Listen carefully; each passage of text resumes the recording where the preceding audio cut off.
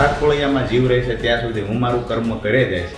ખેડૂતોને સિંચાઈનું પાણી દરેક ખેતર સુધી પહોંચે, ખેડૂતો દેવા મુક્ત થાય, આ મારું સપનું છે.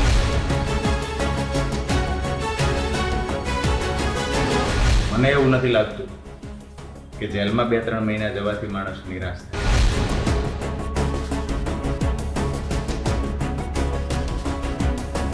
આખો રોડમેપ બનાવવા માટેનો સમય અમને જેલમાં મળ્યો છે. આવનાર સમયમાં ખેડૂતોના મુદ્દે દરેક જિલ્લાની અંદર જ્યાં જ્યાં અન્યાય થશે ત્યાં અમે આયોજનપૂર્વક ગાંધી ચિંધ્યા માર્ગે લડાઈ.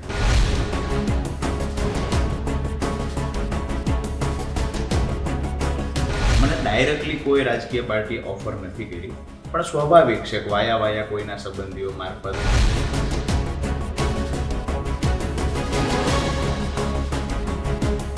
જેને પણ પથ્થર ફેંક્યો હશે, ચાહે ખેડૂત હોય, ચાહે કોઈ મોકલેલો માણસ હોય, જેને પણ પથ્થર ફેંક્યો હશે એ ખેડૂતનો વારસદાર ના હોય શકે.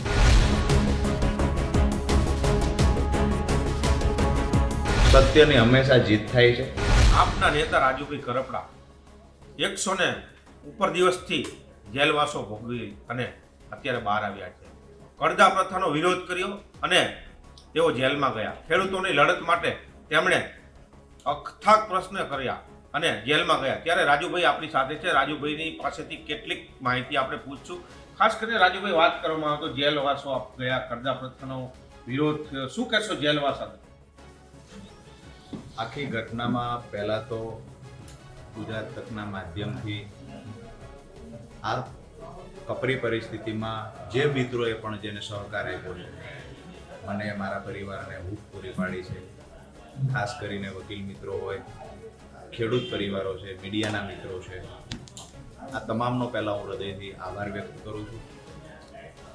વાત રહી અમારી કડદા પ્રથાની, તો આ આખી લડાઈ એક એપીએમસીના વેપારીઓ સામેની લડાઈ હતી. ક્યાંક ને ક્યાંક લડાઈમાં આંદોલન સમયે જે ઘટના બની, મારું સ્પષ્ટ માનવું છે કે ઘટનાના કારણે અમે હંમેશા અહિંસક આંદોલનમાં માનીએ છીએ, પણ જે ઘટના ઘટી એના કારણે ક્યાંક ને ક્યાંક છાંટા ઉડાડવાની કોશિશ થઈ. અમુક એવા તત્વો હશે કે જેને આખા કાર્યક્રમને બગાડવાની કોશિશ કરી, પરંતુ સત્યની હંમેશા જીત થાય છે.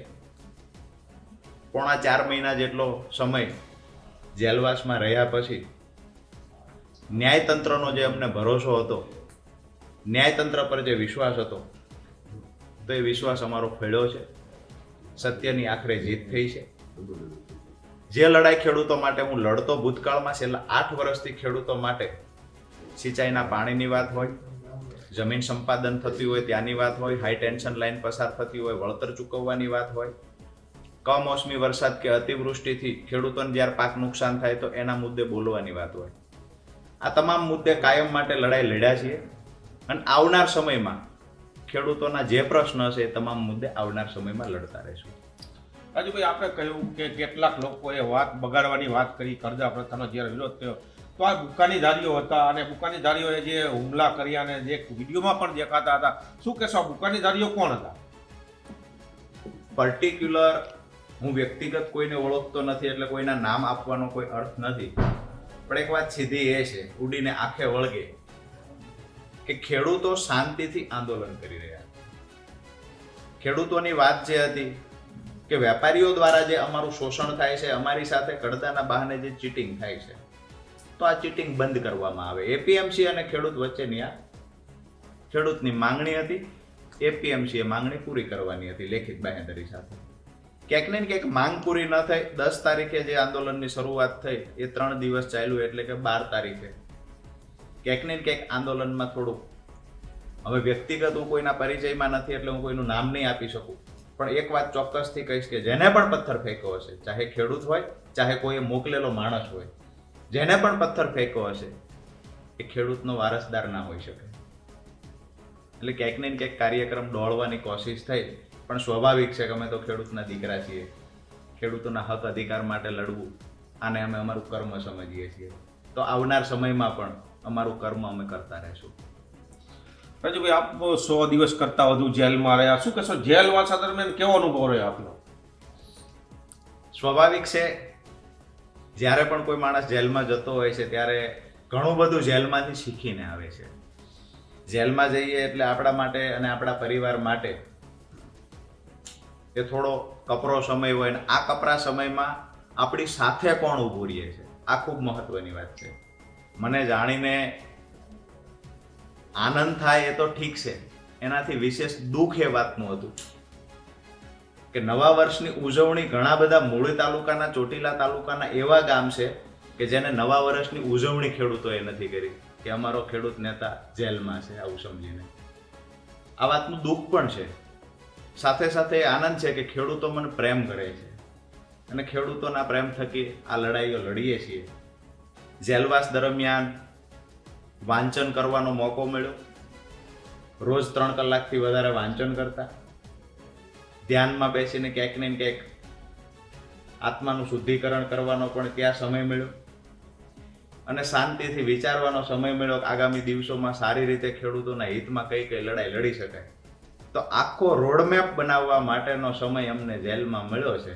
આવનાર સમયમાં ખેડૂતોના મુદ્દે દરેક જિલ્લાની અંદર જ્યાં જ્યાં અન્યાય થશે ત્યાં અમે આયોજનપૂર્વક ગાંધી ચિંધ્યા માર્ગે લડાઈ લડીશું.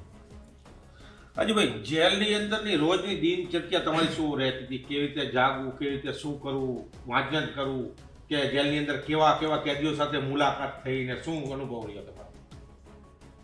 જેલમાં તો સ્વાભાવિક છે કે સવારે 6 વાગે જાગી જવાનું હોય છે. સવારે 6 વાગે જાગ્યા પછી ફ્રેશ થઈને ધ્યાનમાં બેસવું, ત્યાર પછી થોડી જાજી એક્સરસાઇઝ કરવી, નાસ્તો કર્યા પછી વાંચન કરવું. બપોરના 12, 12:30 સુધીનો સમય થઈ જાય. 12 વાગે સ્વાભાવિક છે બંદી થાય છે, 3 વાગે ખુલે. 3 વાગે ખુલ્યા પછી થોડી વાર માટે વાંચન કરીએ.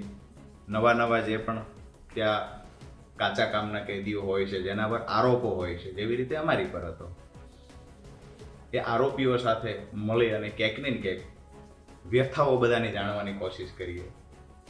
ક્યાંક એવું પણ જાણવા મળે એના પરિવારની વેદના અત્યારે શું છે, એ માણસ ખરેખર અંદર આવ્યો છે તો કઈ પરિસ્થિતિમાં એની પર આરોપ મૂકવામાં આવ્યો છે, કારણ કે અમે તો એ નજીકથી જોયું. એટલે તમામ કેદીઓને જેને પણ મળવાનો મોકો મળે તો બપોર પછીના ટાઈમમાં અમુક કાચા કામના કેદીઓ જે આરોપીઓ હતા એ મને મળવા આવતા હતા ત્યાં, અને જે યાર્ડની અંદર હોય એ સ્વાભાવિક છે કે એકબીજાને મળતા હોઈએ. તો બંદી ખુલ્લી હોય ત્યારે મળતા હોય તો હેલ્ધી ચર્ચા થતી હતી. જેલની અંદર કોઈ જાતનું મને એવું નથી લાગતું કે જેલમાં 2-3 મહિના જવાથી માણસ નિરાશ થાય. જેલમાં ગયા પછી માણસનો આત્મવિશ્વાસ વધે છે. જેલમાં ગયા પછી માણસને પૂરતો ત્યાં સમય મળે આગામી દિવસોમાં શું કરવું એની રણનીતિ તૈયાર કરવાનો મોકો ત્યાં મળે. મારા માટે હું જેલમાંથી ક્યાંક ને ક્યાંક શીખીને આવ્યો છું અને આગામી દિવસોમાં એનો લાભ ખેડૂતોને ચોક્કસથી મળશે.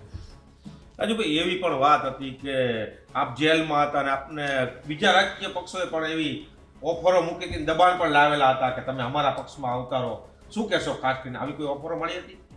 મને ડાયરેક્ટલી કોઈ રાજકીય પાર્ટીએ ઓફર નથી કરી, પણ સ્વાભાવિક છે કે વાયા કોઈના સંબંધીઓ મારફત અમસ્થી ઔપચારિક કોઈ વાત કરતું હોય, પણ મારી પાસે એવી કોઈ વાત નથી આવી હજુ સુધી, અને એવી વાત મને નથી લાગતું મને ડાયરેક્ટ કોઈ મૂકવાની ટ્રાય પણ કરે. રાજુભાઈ, છેલ્લો પ્રશ્ન કે હવે રાજુભાઈ કરપડાની શું રણનીતિ રહેશે આપમાં રહીને અને ખેડૂતો માટે? મેં પહેલાં પણ કહ્યું કે ખેડૂત મારો પરિવાર છે અને તમામ ખેડૂતો માટે લડવું એ રાજુ કરપડાનું કર્મ છે, અને મારા કોળિયામાં જીવ રહે છે ત્યાં સુધી હું મારું કર્મ કરે જાય છે. ખેડૂતોને સિંચાઈનું પાણી દરેક ખેતર સુધી પહોંચે, ખેડૂતો દેવા મુક્ત થાય, આ મારું સપનું છે. એ સપનું સાકાર કરવા માટે આગામી દિવસોમાં ખેડૂતોના મુદ્દે દરેક જગ્યાએ લડીશું. રાજુભાઈ, ખાસ કરીને વાત એક પ્રશ્ન વધારે લઈશ કે કુટુંબીજનોથી દૂર રહીને કુટુંબીજનો ઉપર શું અસર અને કુટુંબીજનો કેવા તમને જ્યારે જેલમાં હતા ત્યારે મળવા આવતા હતા અને કેવા અનુભવ રહ્યા?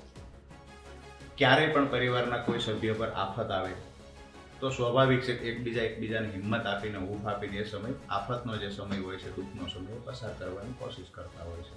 આ તમામ પરિવારમાં હોય છે. એ જ રીતે મારા પરિવારના સભ્યો હોય, સગાવાલા હોય, સંબંધીઓ હોય, એ તો સ્વાભાવિક છે કે મને હિંમત પૂરી પાડતા હોય. મારા માટે ખુશીની વાત એ છે, અને કમાણી ખેડૂતો માટે લડ્યો છું તો એમાં કમાયો છું એ કે હજારો ખેડૂતો મારા પરિવારનો સંપર્ક કરીને મારા પરિવારને હિંમત પૂરી પાડતા હતા. આ મારા માટે ખૂબ ખુશનસીબની વાત હતી. અને આવનાર સમયમાં પણ જે ખેડૂતોનો મને પ્રેમ મળ્યો છે તો એ પ્રેમને ક્યારેય તૂટવા ન દેવાની સંપૂર્ણ કોશિશ હું કરતો રહીશ.